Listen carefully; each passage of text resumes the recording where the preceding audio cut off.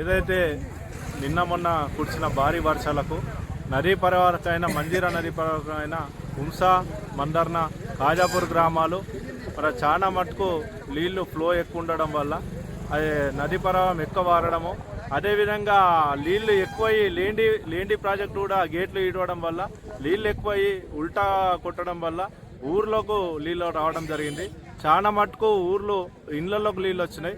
మేము ఒకటే చెప్తున్నాం గ్రామ ప్రజలకు, ఇప్పటివరకు మేము ఎన్డీఆర్ఎఫ్ కానీ ఏది పోలీస్ సిబ్బంది కానీ ఎంఆర్ఓ వాళ్ళందరూ కలిసికట్టుగా కాజాపూర్ ట్రాక్టర్లో వెళ్ళి ఇంటింటికి తిరిగి మరీ అందరికీ ట్రాక్టర్లు ఎక్కించి సాలూరాలో ఏదైతే పెరక సంఘ భవన్ ఉంది, అదేవిధంగా స్కూల్లో వంటలు చేసి అక్కడ సేఫ్ అయిన ప్లేస్లో వాళ్ళకు ఉంచి వాళ్ళకి పొద్దున టిఫిన్ పెట్టడము, ఇప్పుడు మధ్యాహ్నానికి మళ్ళీ భోజనాలు కూడా అరేంజ్ చేయడం జరిగింది.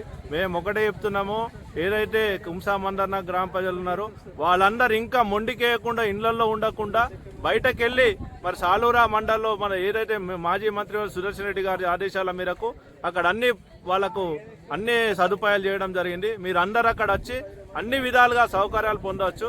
కాబట్టి ఇప్పటికైనా ఇంకొంతమంది ఉన్నారు, వాళ్ళు కూడా రావాలని కోరుకుంటున్నాం. ఇంకా ప్రవాహం ఎక్కువ ఉంది, ఇంకా మునిగే ఛాన్సెస్ ఎక్కువ ఉన్నాయి. కాబట్టి అందరు దయచేసి అందరు రావాలని సాలూరా గ్రామాన్ని కోరుకుంటున్నాం.